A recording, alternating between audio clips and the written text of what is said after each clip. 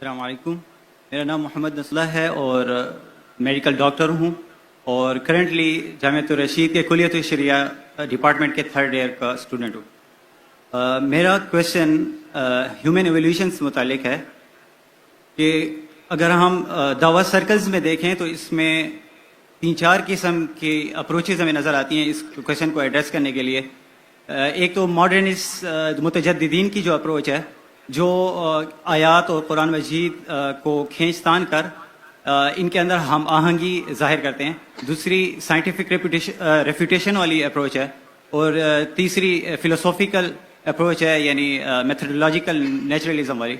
तो आपसे आपको ओपिनियन जाना था कि इनमें से इफेक्टिव आप किसको जानते हैं, क्योंकि साइंटिफिक अप्रोच पे भी एतराज़ किया जाता है कि उनमें माइनॉरिटी ओपिनियन लिया जाता है साइंटिस्ट का, जबकि कंसेंसस उनका एवोल्यूशन के होने पर है। अगर इस्लाम पे माइनॉरिटी ओपिनियन को लेके एतराज़ किया जाए तो हम नहीं लेते। भाई का बहुत अहम सवाल है कि जो एवोल्यूशन के बारे में जिस डार्विन थ्योरी है कि हम इंसान बंदर से आए और ये कुरान मजीद के खिलाफ है, तो भाई साहब पूछ रहे थे कि 3 तरीके होते इसको अप्रोच करें। एक लोग जो एवोल्यूशन को पूरा सही मानते और घुमा फिरा के बोलते भाई ठीक है कुरान से टकराता नहीं, और दूसरा तरीका है फिलोसफिकल बात करना, और तीसरा साइंटिफिक एविडेंस को जो साइंटिस्ट कहते उसको दूसरा एविडेंस देना और प्रूफ करना कि ये साइंटिस्ट गलत है और कुरान सही है। 3 अप्रोच है। मैं मानता हूं आखिरी अप्रोच में कि मेरे नजदीक, क्योंकि human beings evolve from ape is not a scientific fact according to me. ये साइंटिफिक फैक्ट नहीं है, ये हाइपोथेसिस है मेरे नजदीक।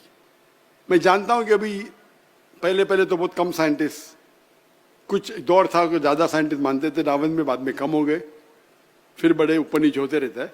लेकिन आज की तारीख में भी पहले ऐसा था कि अक्सर अगर आप पूछेंगे 1 to 1 तो अक्सर अग्री नहीं करते थे। मैं चंद साल पहले की बात करूं, लेकिन अभी आप करेंगे, लास्ट जो मैंने सर्वे किया था, तो जो लोग मानते हैं कि डार्विन थ्योरी सही है और कुरान से नहीं टकराती है, और वो शुरू में करते नहीं टकराती, एंड में बोलते हमें सिर्फ एक चीज पे एतराज है कि हम बंदर से नहीं बने, वही तो बात पे डिस्कशन हो रहा है। तो पूरा घुमाते 1 घंटे का लेक्चर देते डार्विन थ्योरी सही है, और आखिरी में बोलते भाई सब चीज सही लेकिन हम बंदर से नहीं बने। मैं बोला भाई साहब पहले बोलो ना ये, और बहुत से लोग मेरे दोस्त है, दाई है, मैं उनसे बोलता हूँ भाई आप पहले बोलो, मेरे को इस तरह से शुरू में तकदीर के बोलो, आप बंदर से नहीं बने, फिर आप डार्विन थ्योरी को सपोर्ट करो। डार्विन थ्योरी की कई चीज सही है कि every living creature is made from water, Quran भी कहता है। कुरान में सूरह अंबिया सूरह नंबर 21 आयत नंबर 30 में लिखा है अवलम यरलज़ीना कफरू अन्ना समावाति वल अर्द कानत रतक़न व जअलना मिनल माइ कुल्ली शैइन अफ़लाइन व जअलना मिनल माइ, हमने सब चीज पानी से बनाई। तो डार्विन थ्योरी की कई चीज सही है, लेकिन बुनियादी चीज तो सही नहीं भाई। बुनियादी चीज तो मंदिर से नहीं बने भाई। तो इसके ऊपर जो आर्ग्यूमेंट है उस पर काउंटर आर्ग्यूमेंट बन के काफी, मेरे पहले आंसर जो आप देखेंगे 96 का ओल्ड आंसर था, मेरे दावा ट्रेनिंग का रिफाइंड आंसर है, लेकिन एंड से मैं नहीं मानता हूं कि हम बंदर से बने, क्योंकि वो बुनियादी कुरान के खिलाफ है। आदम अलैहिस्सलाम पहले इंसान थे नहीं, वो पहले वो जिन ने बोले कि पहले लोग थे तो पहले भी थे बंदर, ये सब फिलोसफिकल नहीं। कुरान है, हदीस है।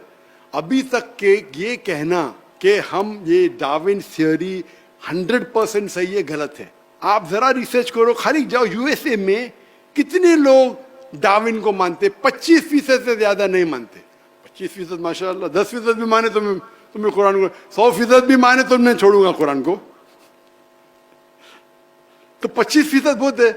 नहीं डॉक्टर यू आउटडेटेड, अरे भाई मैं डॉक्टर हूं, तुम इंजीनियर है भाई, ये मेरा फील्ड है।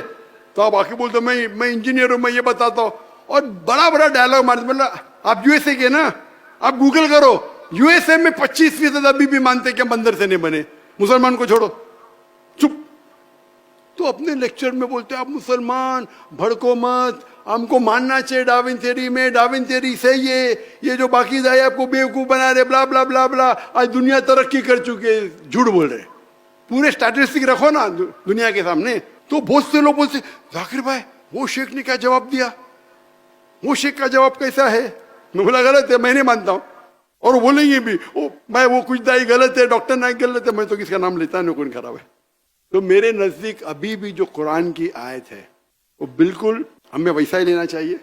हम मंदिर से नहीं बने, अभी तक एस्टैब्लिश फैक्ट ना, कुछ मिलते जाते ऊपर नीचे। बिग बैंग एस्टैब्लिश है, लेकिन किस तरीके से बिग बैंग हुआ उसमें डिफरेंसेस है। तो कुरान की जो आयत है सूरह अंबिया सूरा नंबर 21 आयत नंबर 30 की, के कायनात एक थी, वो अभी तक के बिग बैंग के 100% करेक्ट थे। वो बिग बैंग में ये पता चलेगा कितने बिलियन ईयर्स पहले थी, वो अलग बात है। तो कुरान में कहा नहीं निकले कितने बिलियन ईयर्स पहले आदम अलैहिस्सलाम थे, वो बाइबल से टकराएंगा। बाइबल के अंदर लिखा आदम अलैहिस्सलाम 6000 साल से थोड़े कम थे, समझे ना, तो प्रॉब्लम है। फिर हमारे पास ऑलरेडी मिल चुके फॉसिल जो मिलने दो, तो बाइबल से टकराती है बिल्कुल से। डार्विन से आप देखेंगे फॉसिल हमें मिले 10 मिलियन ईयर्स पहले, कुरान में कहा डेट नहीं लिखा गया। तो जो बाइबल से मिलती है कुछ चीज मिलती है, कुछ चीज नहीं मिलती है। और हदीस में लिखा है कि बल्लिगो निवल आया, एक आयत भी पेश करो। और आप नसारा और यहूदी की किताबों को अगर टकराते नहीं तो इस्तेमाल कर सकते, टकराते नहीं तो इजाजत है।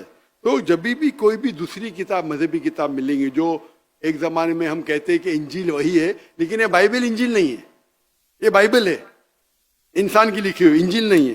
तो ये बाइबल में से जो चीज कुरान से मिलती है हमें कोई एतराज नहीं मानने के लिए कि अल्लाह का कलाम है। जो टकराती है वो बिल्कुल नहीं मानेंगे, जो नहीं टकराती है सच भी हो सकती गलत भी हो सकती, ये उसूल है। तो जहां तक कि डार्विन थियरी है, वी अप्रोच साइंटिफिक। और अब मेरा लेटेस्ट आंसर, लेटेस्ट मतलब अभी तो पुराना हो गया, जो लास्ट हर साल अपडेट करना मुश्किल है, 2016 में किया था। तो मेरा आंसर जो देखेंगे, जो पुराने वीडियोस में है वो डिफरेंट है, और नए वीडियोस में उसमें न्यू एविडेंस है। इंशाल्लाह भी नया रिसर्च करके और एक नया आंसर होना चाहिए। लेकिन ये बिल्कुल बेबुनियाद है, हमें कुरान के आयत और हदीस पे पूरा यकीन है जो सही है, और बहुत सी चीजें हमें पता चलती बाद में। Hope the answer the question.